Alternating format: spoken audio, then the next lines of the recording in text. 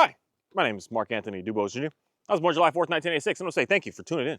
Today, I want to talk about a story, a situation, and disclaimer. I'm talking about my dogs.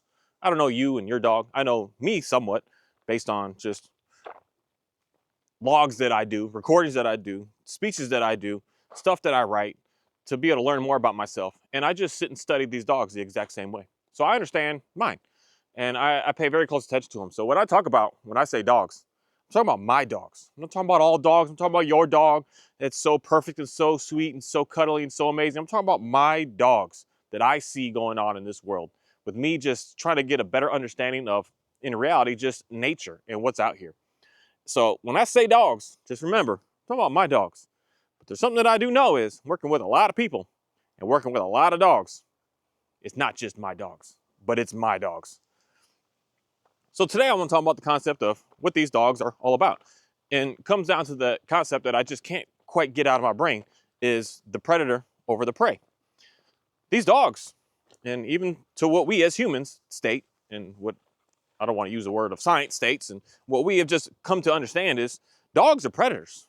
They're not prey animals. They're predator animals.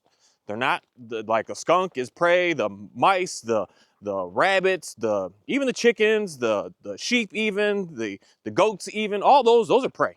These dogs are predators, and it's really interesting because how predators work and move and function on these lands.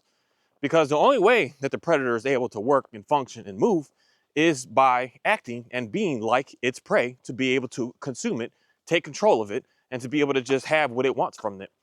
So that's what, in reality, why I just really come to understand why these dogs treat us, why my dogs treat me the way that they do. Why they start to act like me. Why they start to be like me.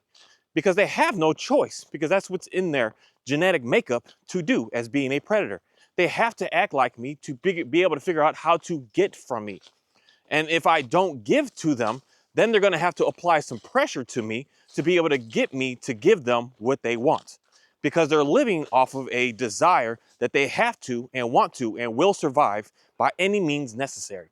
Well, this is where I'll say there's the differences of some of these dogs today that's much different than others. Such as, like, say, this shepherd here is much different than my other dog, Johnny. Him, if I don't give this dog here, Kahi, food, he treats me much differently than how my other shepherd does. His drive, his willingness to, like, say, go to battle is much less for how my Johnny is compared to this dog. Just basically on their genetic of what the actual breeds are. So most dogs, and most all, in reality, domesticated dogs, they don't really have that said intent to harm us as humans anymore because we've been working with them for thousands and thousands and thousands of years. But a wild dog, it's a whole different situation. If a wild dog is hungry and it sees you and you don't have a way to be able to fight and defend yourself, the dog's going to kill you and eat you. Straight up. It's just what's going to happen. I mean, there's so many stories of even domesticated dogs that if you pass away in your house and no one comes and finds you, that your dog will start eating off of your body. This is just what they are. They're in it for what can we get. We need to be able to survive, so we're going to do what we need to do to be able to make sure that we can survive. So that's how the dog can catch the rabbit, because it's like, rabbit, food. Food, I'm going to be able to survive and be able to live another day. So the dog is going to start to mimic that rabbit to be able to get close enough to it to be able to take and consume it. So that's all that these dogs and my dogs are doing to me in reality on an everyday, day-by-day basis. They have to act like me to be able to get something from me. And once they're able to get something from me, they realize if I keep acting like this, I'll be able to keep getting what I want. And this is where things in reality can start to get dangerous.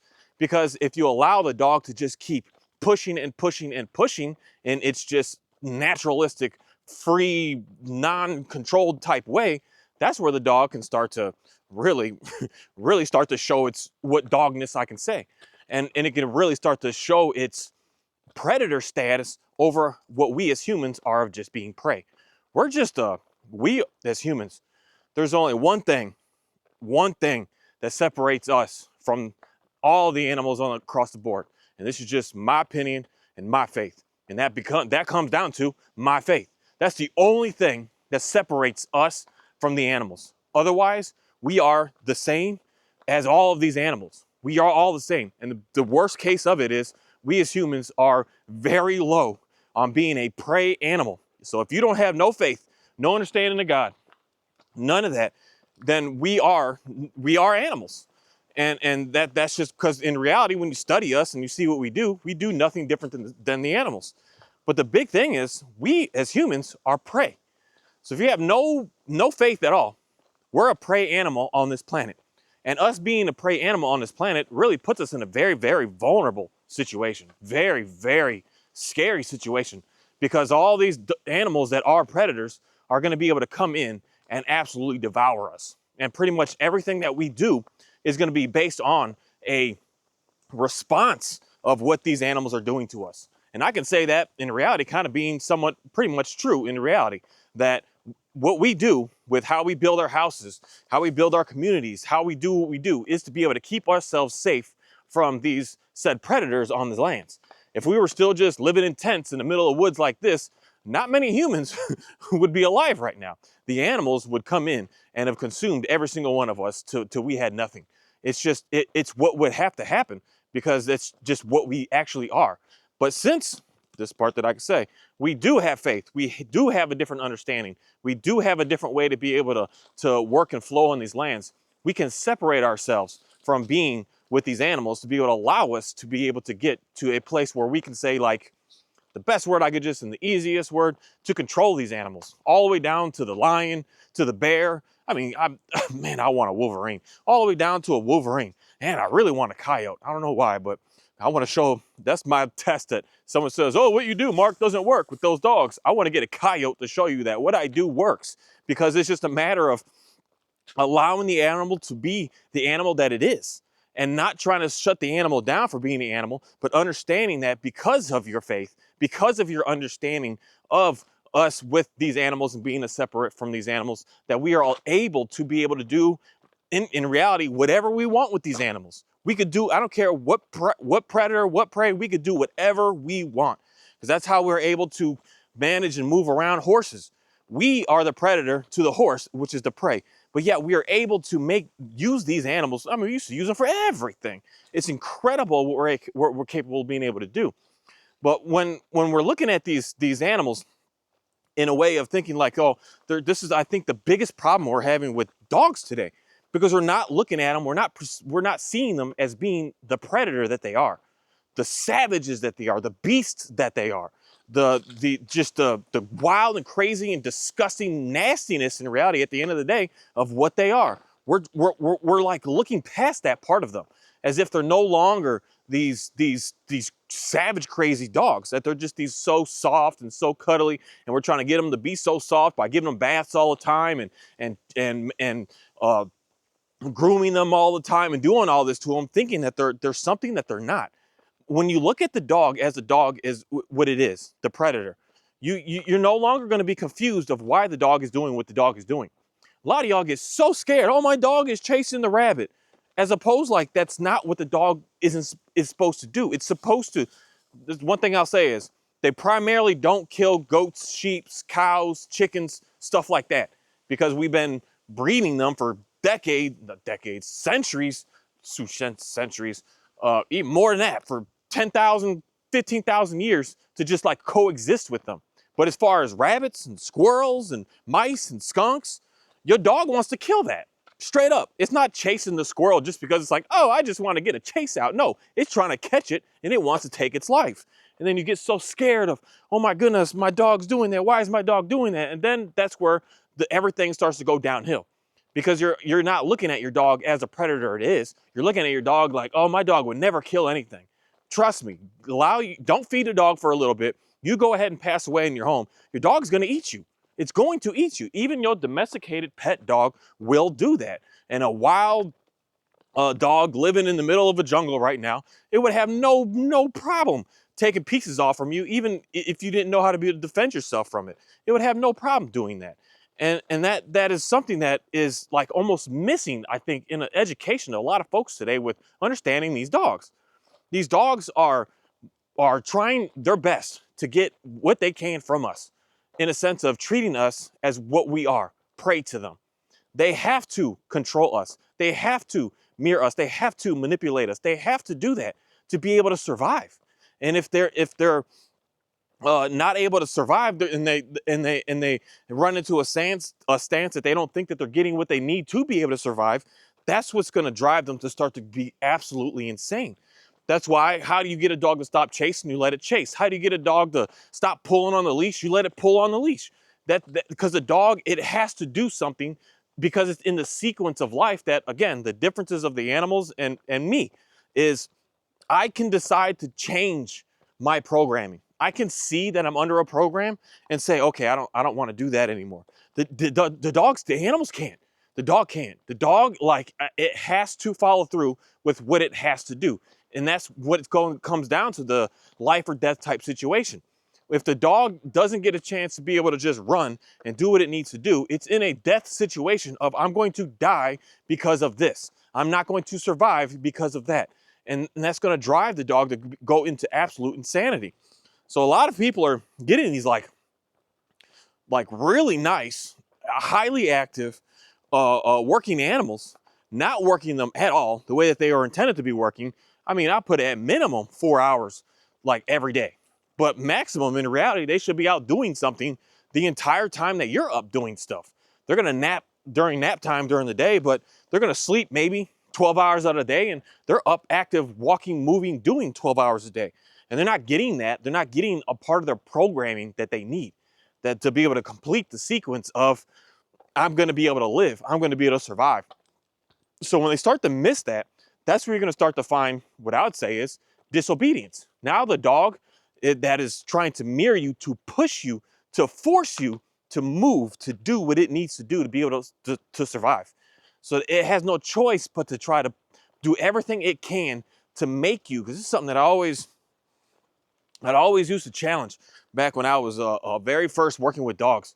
It seemed like I would see the dog at the front door, just like, it would just look back at the owner like begging, let's go for a walk. Let's go for a walk. Let's go. Let's go. And I'm like, the dog is trying to push you to say to you, this is what I need.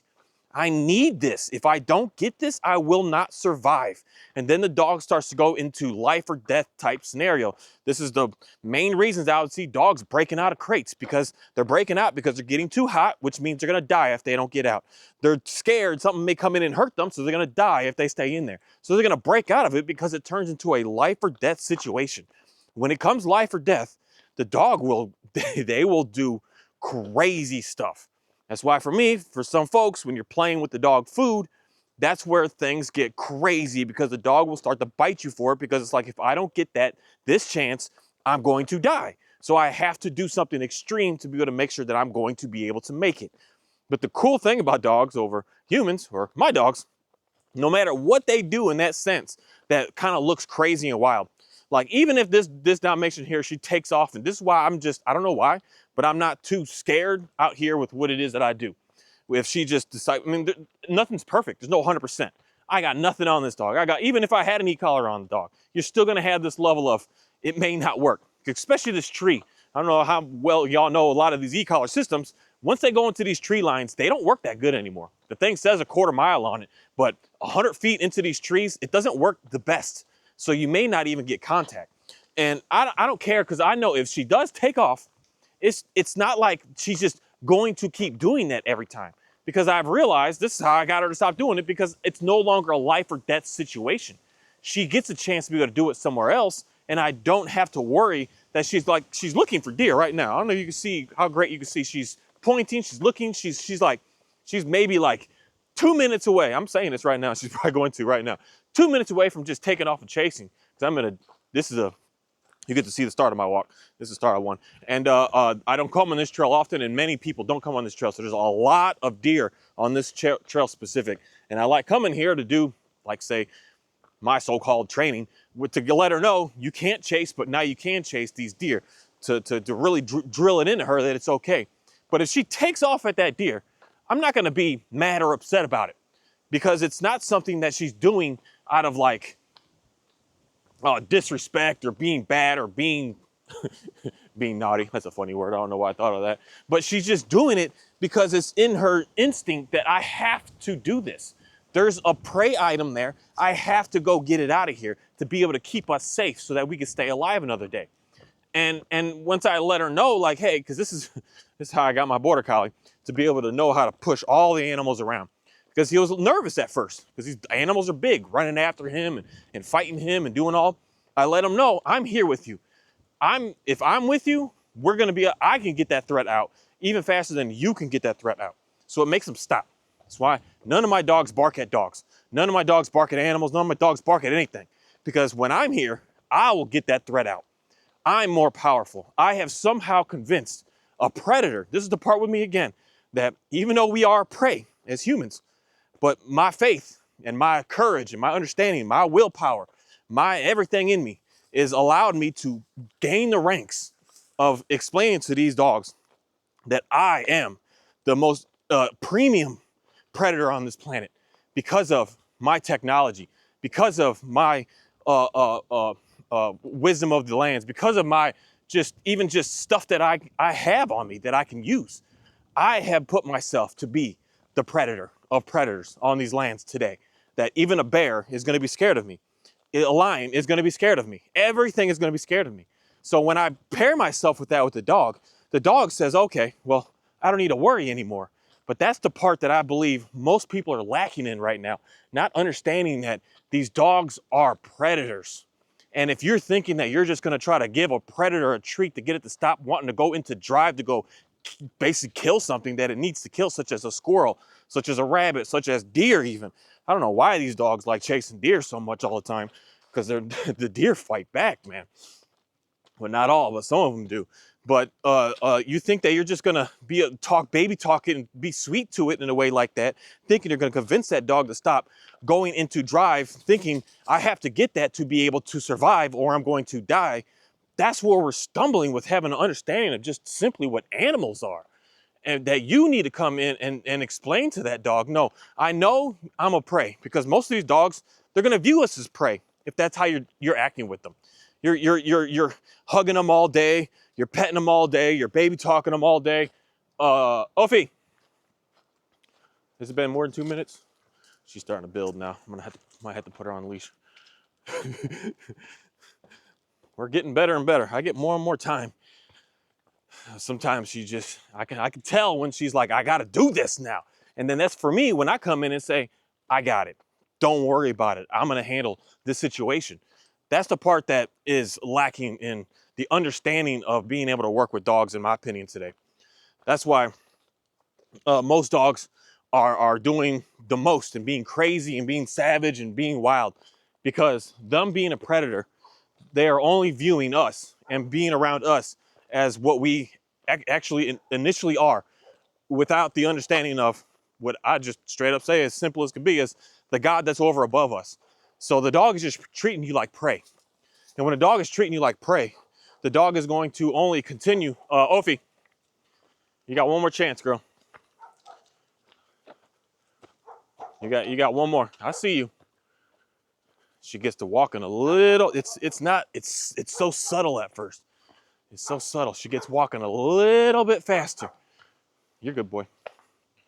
She get walking a little bit faster. This little doodle thing. That's got to be a hard place to live for a dog. Your backyard is on this trail right here. Random people and random dogs and random stuff's always walking past. That right there is a real good get your dog trained to not bark at stuff walking by. That's gonna be a good look on that one.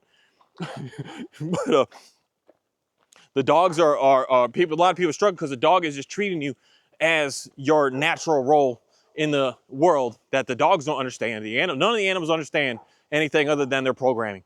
They don't believe in a God. They don't believe in anything. They don't believe in nothing. They just believe in they're just here. They're here. They're just in it.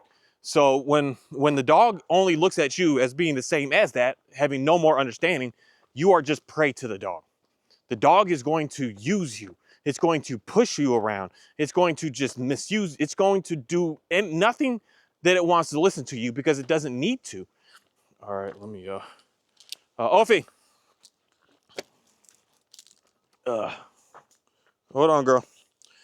We gotta do a little, come here. This is the part she's not gonna come back instantly. She's gonna look at me like, no, I gotta do what I gotta do right now. This part where I'm gonna stand and be firm and say, no, I'm telling you what I'm doing because now I am the one that's the predator on this land. I'm not no prey item to you. And this is the part where, weird as it is, it wasn't always like this, but she listens to me almost at 100% of the time. And I just don't have issues. So I just have to, I wish you could see her. Let me see if I can get the camera on her. She's all, hi girl. She gets this like, I'm butthurt. I can't believe you told me to do that. I want to go and do what I want to do. And this is where she has the understanding that I know that whatever out there is potentially, I don't want to use the word scary because she's not scared of the deer if she's clearly chasing it. She's not scared of the squirrel if she's clearly chasing it. So she knows that she can be able to go and get it. And it's, I'm coming in to say to her, we are not going to do that. And she just gets, she gets scared and shut down and nervous in reality. I don't know how else to say that. That's just what happens. So all I do is, today I just stop. I put her on the leash on her neck, and then I get her to calm down, and then we just get going again. Usually that works for the entire walk again, but we'll see. This is just my experiments that I do working with my dogs to let them know. I said, we're not chasing. I don't care if you don't like it. I said we're not doing it right now. And then I'll tell them when we can do it in another place. This is the part where I can say that my dogs, for sure, across the board, I will say, they don't do for me because of only because of what I do for them. And that's in reality what animals are all about. Animals are all about, if that leader isn't able to give us what we need, such as food, shelter, safety, then I don't want to follow that leader. And that's what I'm able to give to these dogs is food, shelter, and safety. And that's what convinces them. Hold on. You good? That's what convinces them to be able to get to the position that when I see that they want to go and chase something, that they'll stop and they'll listen to me. They're not listening to me because they want to. They listen to me because they don't have a choice but to. And that's the part that I believe is complicated when working with these dogs, to be able to get, what I want to say is the nice overall all around. No, this is the part that I believe it's fascinating. When I don't care what no one has to say. When people are out there, oh, you don't want no e-collar, you don't want no prong, you don't like tools on your dog, your ego is really big. No, I want to go to the bare bone core of what animals are. And in reality, put myself back into the whole animalistic side my own way of understanding who I am. And then me being able to change my status of animal status out here from being a prey item to these dogs to being the predator that they are as well. And then being the predator above them that lets them know that I'm not here to hurt you. I'm not here to take from you. I'm not here to destroy you, but I'm here to work with you. And you may not like me a lot of the times, but we're going to work together. And the reasons on why we can be cool with each other and it can be perceived to be that they really, really enjoy me, it's because of the, I don't know what words to use here, other than the boundaries that I put in place of saying and telling them what I'm looking for. And that's why for me, I think that my dogs look at me in a way that always and will always, I think, for the rest of my life, make me confused. If you don't care about me, you don't like me. Because in reality, as much as they shouldn't like me, they shouldn't like me. If that makes sense. Because I'm not them. I'm not the same as them. I'm a super soft, super like weak animal to them. Just laying in the house, you got your dog laying on the couch, sitting there chewing on a bone, and looking at you. You are so soft. You're so weak to these dogs. These dogs are powerful beasts, and this powerful beast is going to try to take orders from something that is a weak prey animal. That doesn't make sense to the dog. You have to come in and be able to communicate to that dog that I am not this prey animal to you. I am the best case scenario an equal predator of you.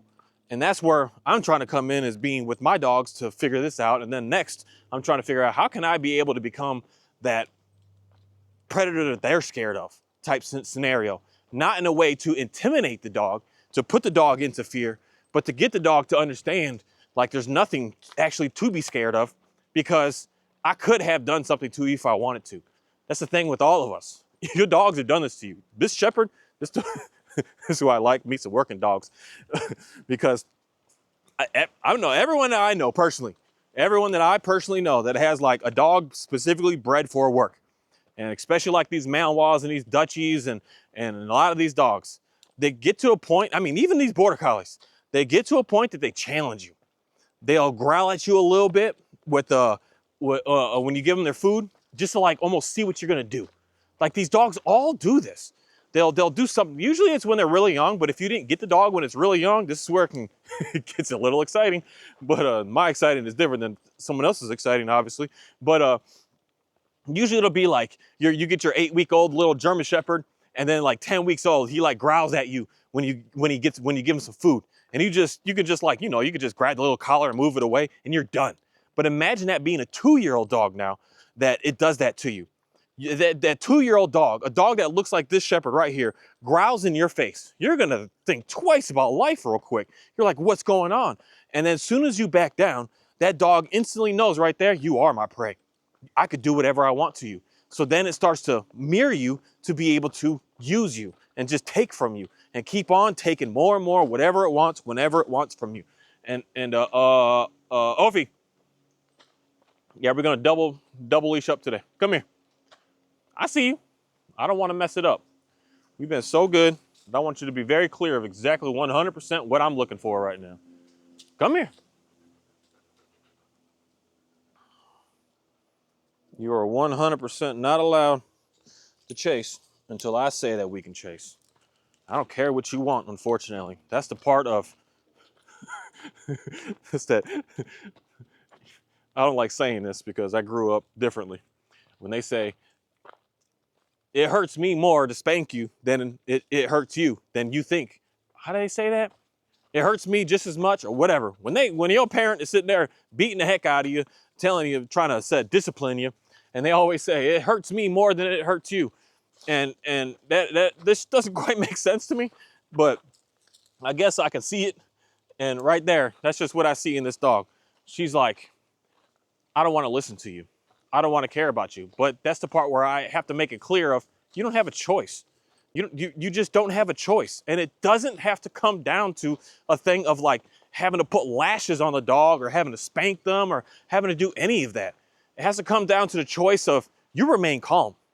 You remain calm. I remain calm. I remain calm. This is how I get my dogs to just perform so well. Right there, when she starts to get excited, I bring her back and say, we're calm right now. And I'm demanding that, because if she doesn't calm down, what do you think happens? She stays on the leash with me, simple as can be.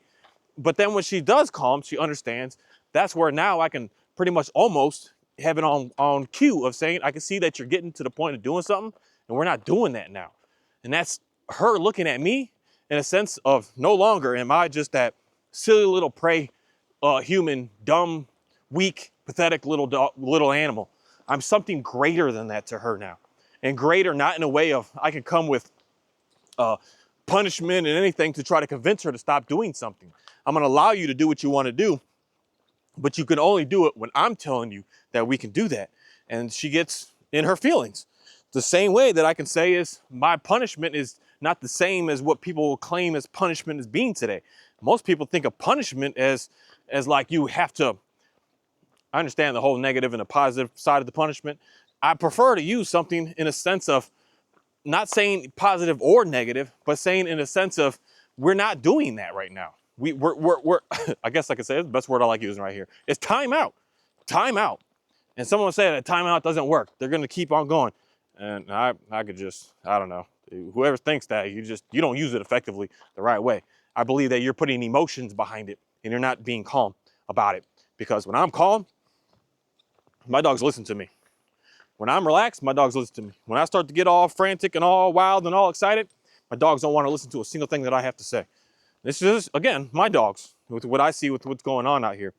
Because the dogs, when I get scared, when I get frantic, when I get nervous, when I get anxious, what am I? A prey animal to that dog again. The dog is going to want to do everything it can to get away from me and do the opposite of what it is that I'm asking for them. When I'm all anxious and excited and nervous and worried and paranoid and all these words, the dog is only going to drive into that prey, as opposed to me being able to change myself of being something and not, this is the part, this is the part that at the end of the day, some people are going to have way nicer dogs, animals across the board than others, period. I don't care how much you want it. Some people are just going to have it because of who they are and what they are. And you cannot fake calm. You have to be it. You cannot portray it. You have to be it. You can't fake being depressed. You have to be it. You can't fake being nice, healthy, and I don't want to use those words because it's not correct, but it's just easiest that we all, I guess, understand. But you can't fake it. You can only just be it. And if you are relaxed, you are calm, you are patient, you are self-controlled, you are slow to anger, you are all of these things, the animals are going, you're going to have a breeze working with these animals. Okay, here comes we'll see what's going to happen here. This is the hardest part right here on this trail because it's going to open up to this huge field and there's going to be like a dozen or more deer in it. And this is the only place that she's ever ran, not the only, but it's one of the 2 places that she's ever ran after a deer. Right coming up, about to see what's about to happen. I just gonna say nothing and see what happens. Because once they do it once, they get that man, I can't remember that word, it's like superstition or whatever, that they like it locks into memory. So they're always like waiting for it the next time when they get back there again. I don't care how long, it could be months. And they go back to that same spot and they get this like, oh, something's there. Look, yeah, I'm gonna see her. You're gonna see her head getting to whipping and moving. It's when her head starts to get stiff and she starts to really concentrate as opposed to just being relaxed and just walking. So right here, look at her, you see her. Right here is that spot because it's really, really open here. And it's a nice place for the deer to stay because there's 2 water sources in between here, a lot of open place. There's no houses nearby. Man, this is the part that I still, this is why I still don't know how to explain any more than what I've just been explaining on this video, how to convince your dog not to take off and being able to get them not to, is because when you're calm, your dog is going to want to listen to not everything, but most everything, regardless if they like it or not. So this is the part with me that I will say, why do my dogs listen to me even though I let them do whatever they want to do? It's because they don't have another choice. That's all that they get. And I believe that that's why a lot of times they're pushing me around to try to tell me what to do, because they don't get a choice. And the biggest thing is I don't fold into that. When my dog growls at me for food, that dog's not eating tonight, period, straight up. That's just, I don't run into that issue much anymore, but I get a new dog, they always do that to me. They'll do something to me to be like, give me that food faster. And I'm like, we're not eating. And that's it. I don't have no cares. I put boundaries just like that. When I have food in my hands and I'm walking around and they're sniffing all on my hands, that's why my dogs don't get treats, because they're sniffing me. They're all on me. You're not getting nothing from me. And then they keep trying. Surprise this dog. She about ready to go. I'm just watching a TV show right now with this dog to see what's about to happen. They don't get nothing because they're always begging. They're always kind of want to almost I want her to go just to see how good she recalls off of it. That's what I'm kind of almost hoping for.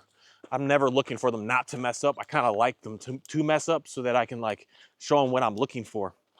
And it's a hard thing to remain calm when they just take off running. It's especially like over like deer and stuff, because they go hard, they go fast. It's not like this little progression where they're just moseying along. It's hard. And you gotta be super chill in that, and they come back and then they stop doing it. But it's hard. And I can't train that. You gotta ask Jesus for forgiveness. You gotta repent of your sin. You have to ask him for a new heart. You have to ask them how to be able to let go of your anger. You have to ask them how to be able to get out of your misery and start to be able to get into a new way. That's how I've been able to get so much better with these dogs. And I don't know how to explain that in an easier way that's been able to actually really, truly help me. Being able to really help me.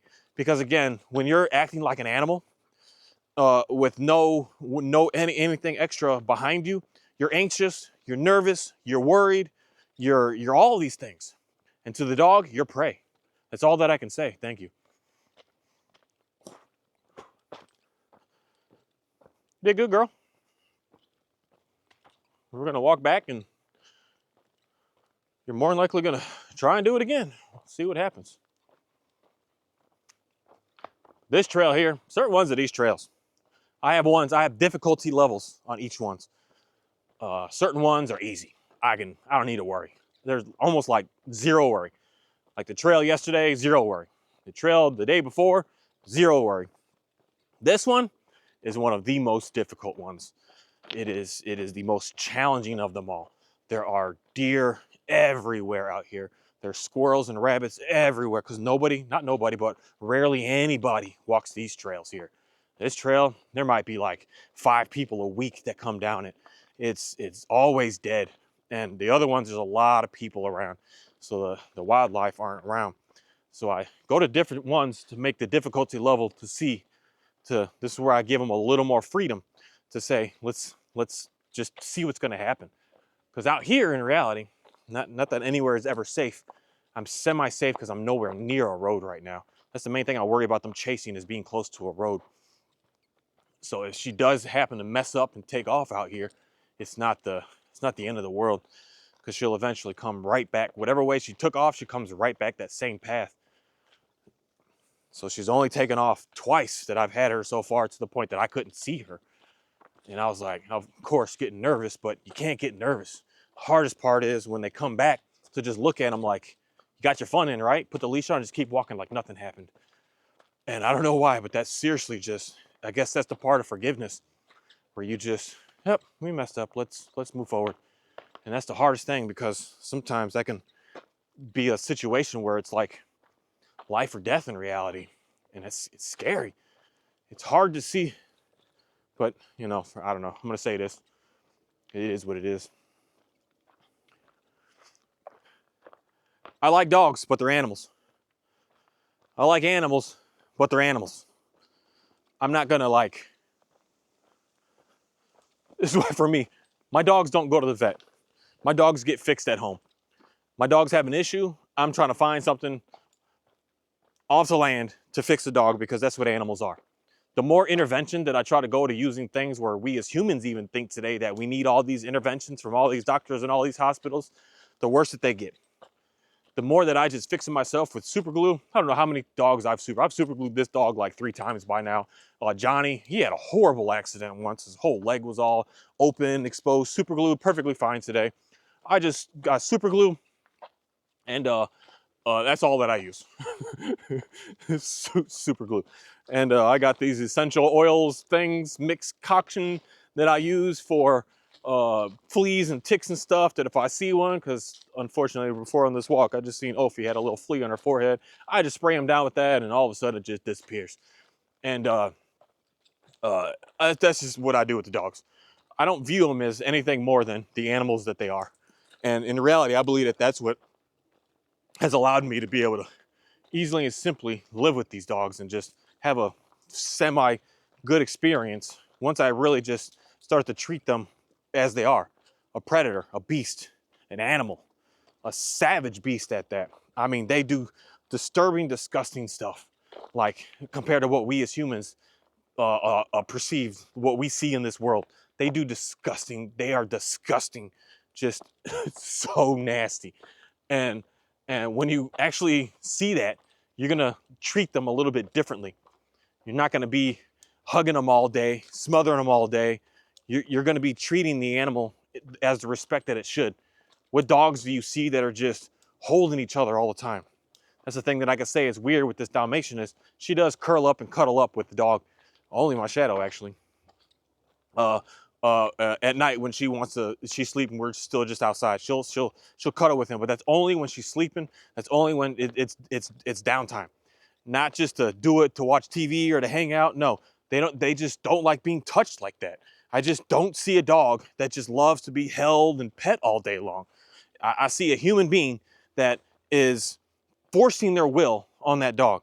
You're being a prey animal to that dog, and then you wonder why that dog snapped, did something to you. Oh my goodness, why would it do that? Because it's a dog. It's a predator.